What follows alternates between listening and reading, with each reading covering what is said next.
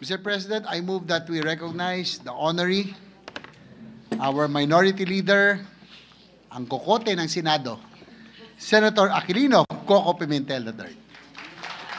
Our distinguished minority floor leader, Senator Coco Pimentel, Thank you. is recognized. You may proceed, sir. Thank you, Mr. President. Mr. President, my dear colleagues, our Senate staff, our Senate Secretariat, our guests, my Commander-in-Chief is also here, our dear countrymen. Magandang gabi po sa inyo lahat. I am about to deliver my valedictory speech. This is one perk of being a senator which I would relish the most. My father was the valedictorian of all his classes throughout his academic life, from elementary, high school, college, and even up to College of Law. I was never a valedictorian, but I still get to deliver a valedictory speech. Swerte ko naman. Sabi ng ating konstitusyon, sovereignty resides in the people and all government authority emanates from them. I have been blessed by God and the Filipino people with the opportunity to hold a high government position. These 13+ years I have spent as a senator in the service of the Filipino people have been the most fulfilling years of my life. This is an opportunity and an experience not given to many. I am very grateful to the universe for this. Who would have predicted or who would have thought that this would happen to an introvert person like me? My Senate journey began not in the usual way, but through an extraordinary and unique experience that tested our resolve and faith in the democratic process. But I am grateful that what began as an electoral protest has since grown into a relationship marked by mutual respect, collaboration, and even friendship. Yes, sir. A reminder,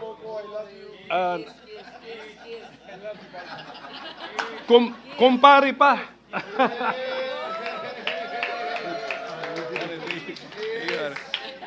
So a reminder that in the end, we are all here to serve the Filipino people. So let me go back to the decision which allowed me to be part of this chamber, Mr. President. Siguro nalimutan na nila, pero hindi ko po nalilimutan.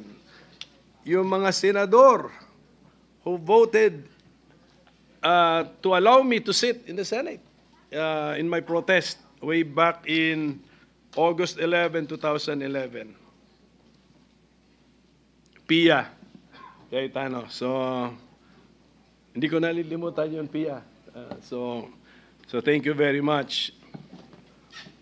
Bong, baka nalimutan mo na, but you were part of it.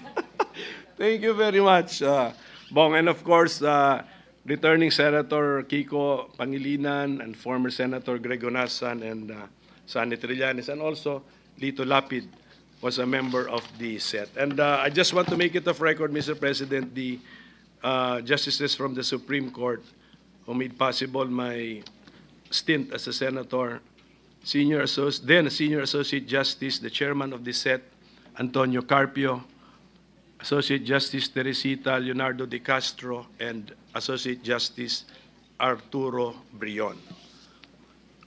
So this chapter in my life, while unconventional, set the tone for the kind of public service I aspired to offer. One rooted in truth and justice, constitutionalism, rule of law, and the unwavering dedication to serve the people's interest.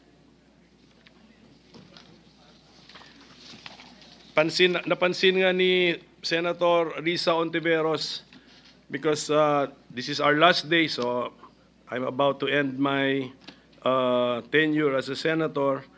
Sabi niya, ang bookends ng political life mo, andito si Comelec sa umpisa, andito pa rin si Comelec sa dulo. So, because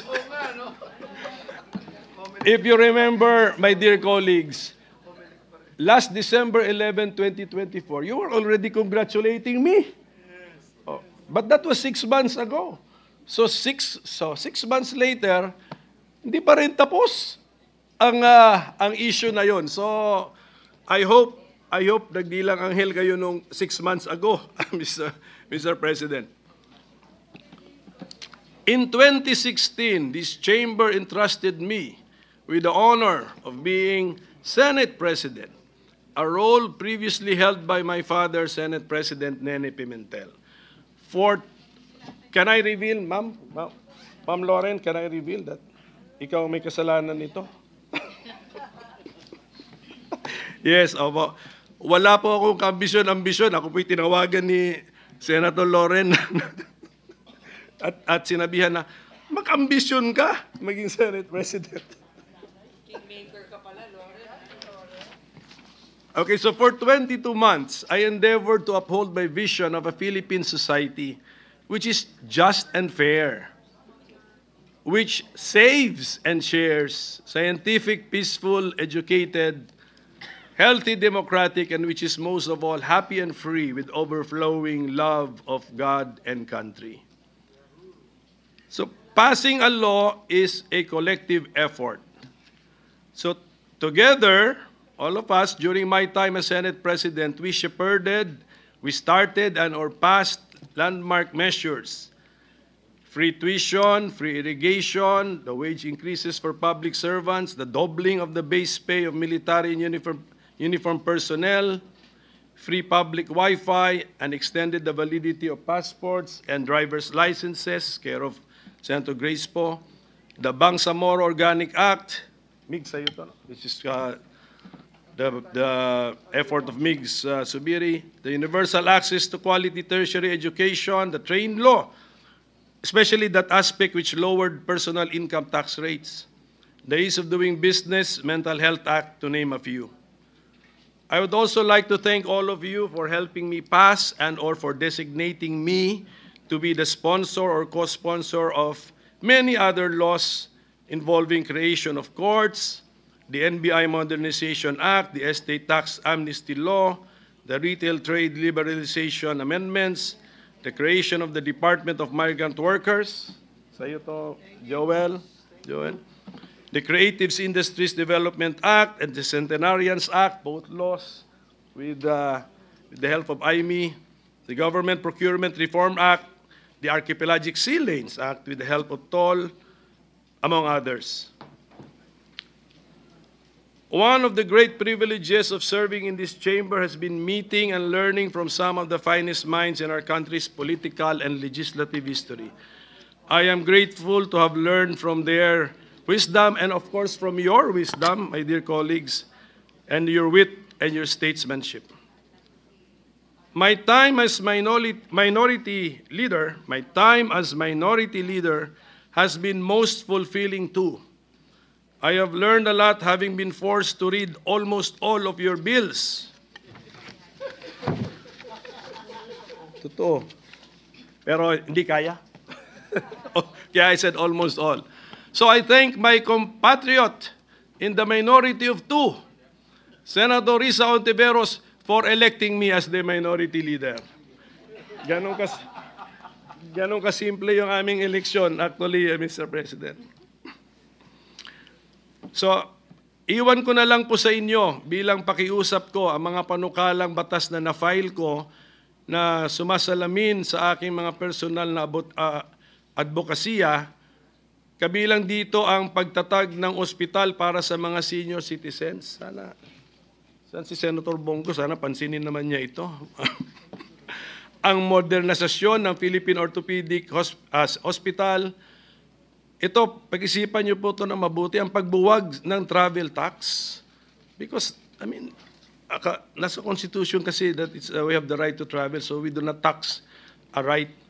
At ang integrasyon ng computer programming sa basic education curriculum. Sinusulong ko rin ang reforma sa People's Initiative and Referendum Act, pakitingin na lang po. And also, I filed some measures designed to discourage negligence and recklessness, yung tinatawag na mga quasi-offenses, sa dami ng mga aksidente ng mga bus, mga heavy vehicles leading to injuries as well as loss of lives. Pag-aralan po natin ito. Marami akong lessons learned. For example, saan ako nagkamali, paano nyo kami nautakan, gano'n. Oh. Yes, paano nautakan ng majority ay minority. Tapos, actually, may pagkakamali kami na present kaming dalawa. Kung absent yung isa, meron sana kaming parliamentary maneuver na nagawa. Pero hindi ko na muna i-detalye, ikwento lahat ito. Kasi ang bala ko isulat ito sa isang libro para naman merong pang bumili ng libro ko. Okay? So I owe this journey to many. Hindi ko po ito narating ng mag-isa. So to my colleagues, all of you, so if I look around, I think I've spent enough time in this chamber and I've been siguro so involved in your professional lives that I think I have personal relationships with all of you. Actually, with all of you. Ito, si Sila Bato, si Bongo, si Robin. May kaso pa nga kami. We are fighting over a political party. And because of that, I have been forced to look for another political party. So party mates ko na, Tita Cynthia, Amy Marcos, Mark Villar, Pia Cayetano. So I really have, I believe I have personal relationships with all of you. So I want to thank all of you. The Senate is not a place for echo chambers, but for courageous discourse. In diversity, we find democracy's heartbeat. Salamat for debating with me. I learned a lot from using my kokote. And I believe this is also an anti-Alzheimer's measure. Diba? So, maraming salamat po muli sa inyo lahat. Pero siguro, kung meron man nasaktan sa 13 years ko rito sa Senado, kasi siyempre na-involved din tayo sa some highly political issues eh. Kung meron pong nasaktan sa aking mga kilos, nasabi, actions, or na-file, I beg for your understanding. And I pray that with the passage of time, you will find it in your heart to forgive me. So ganun lang po. If ever. Okay, so I'm assuming meron kasi lahat tayo dito sensitive eh. Karamihan sa atin rito sensitive. So basta ulitin ko to my dear colleagues, I really thank you, no. You have been all very kind to me. You have been all very good to me. And you have been i-all ko na lang para hindi na natin isipin. You have been all very generous to me. Okay. To the Senate Secretariat and staff, the OSAA, even our cleaning staff, thank you for keeping this institution alive day in and day out. Your work, often unseen, ensures that the Senate remains a bastion of democracy. Lahat po tayo may ambag to making the Senate a bastion of democracy. So to my own staff, sana staff ko, may andito konti, okay. Thank you for making me more efficient by multiplying the number of my mini-me's. Yan sila. So I hope meron po kayo I hope meron kayong natutunan sa time ninyo sa akin, and congratulations to all of my staff who have been hired by incoming senators. So to my family, Kat is here. Kat, my wife, she's the commander-in-chief I mentioned earlier. My mother, si Nanay Bing, of course, my siblings, and my classmates and my close friends, your faith in me has been my anchor.